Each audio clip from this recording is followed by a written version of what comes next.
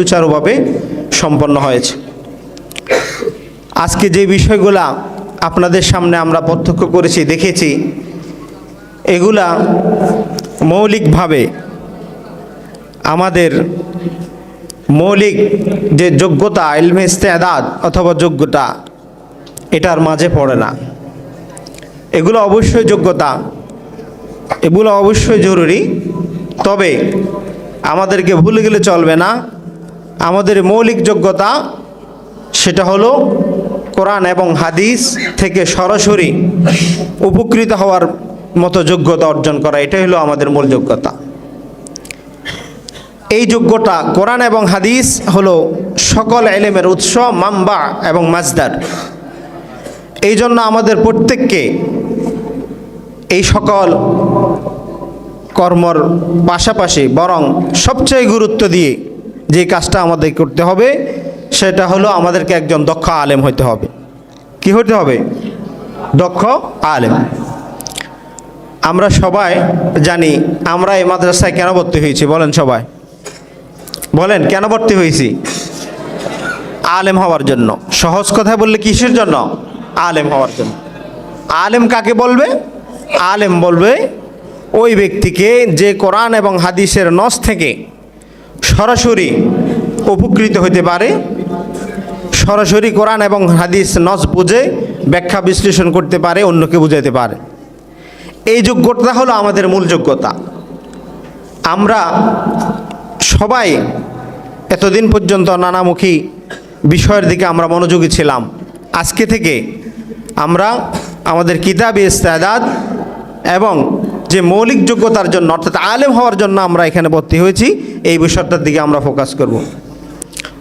বর্তমানে আধুনিক যুগে আমাদের শিক্ষার্থীরা নানা কিছু শিখে অনেক কিছু জানে, কিন্তু দেখা যায় মৌলিক যেটা দরকার, যে জন্য আমরা মাদ্রাসায় ভর্তি হয়েছি, যেটা হলো আমাদের মৌলিক স্তম্ভ, সেটা আমাদের কাছে অনেক ক্ষেত্রে থাকে না।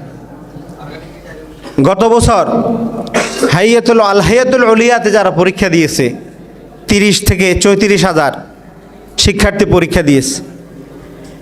এই 34,000-এর মধ্যে 8% মাত্র, 8 জন তারা মুমতাজ হয়েছে। কতজন? 8 জন। তাহলে এই বিষয়টার উপর, এই পরিসংখ্যানের উপর যদি আমরা চিন্তা করি, তাহলে আমরা বুঝতে পারি যে আমাদের পড়ালেখা, আমরা নানামুখী প্রতিভা দেখাচ্ছি বাহিরের দিকে, অন্য অন্য বিষয়ে, কিন্তু মৌলিক কিতাবে ইস্তেদার দিকে আমাদের মনোযোগ কম।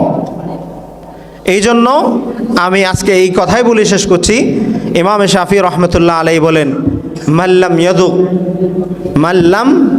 ইয়াদুক মুররাত তাআল্লুমি সাআতান, মাল্লাম ইয়াদুক মুররাত তাআল্লুমি সাআতান, যে ব্যক্তি কিছুদিন, কয়েকটা বছর, কিছুদিন বা কিছু সময় মুররাত তাআল্লুম শিক্ষা অর্জনের, জ্ঞান অর্জনের জন্য কষ্ট করতে পারবে না, জ্ঞান অর্জনের জন্য কষ্ট সইতে পারবে না, তো তাজাররা, সে সারা জীবন বয়ে বেড়াবে। তাজাররা যুল্লাল জাহলে তুলা হায়াতিহি, মূর্খতা, অজ্ঞতার লাঞ্ছনা সারা জীবন সে বয়ে বেড়াবে। এই জন্য আমাদের এখনও সময় আছে, আমরা যারা এখনও শিক্ষার্থী আছে, আমাদের সময় আছে। আমাদের মৌলিক যেই যোগ্যতা, কিতাবে ইস্তেদাদ, কিতাব বোঝা, নাহু সরফের মধ্যে দক্ষ হওয়া, এই বিষয়গুলোর প্রতি আমরা মনোযোগী হই। আমি আশা করব যে আমাদের সাথী ভাইয়েরা সকলেই ইনশাআল্লাহ আগামী সালানা ইমতিহানে, আমাদের যে বার্ষিক পরীক্ষা আছে, এই পরীক্ষায় মুমতাজ হওয়ার চেষ্টা করবেন এবং ইলমি ময়দানে নিজেদের ইস্তেদাদ এবং যোগ্যতা অর্জনের জন্য সর্বোচ্চ চেষ্টা এবং মুজাহাদা করে যাবেন। আমি এই বলে আমার সংক্ষিপ্ত কথা শেষ করছি। আসসালামু আলাইকুম ওয়া রাহমাতুল্লাহি ওয়া বারাকাতুহু।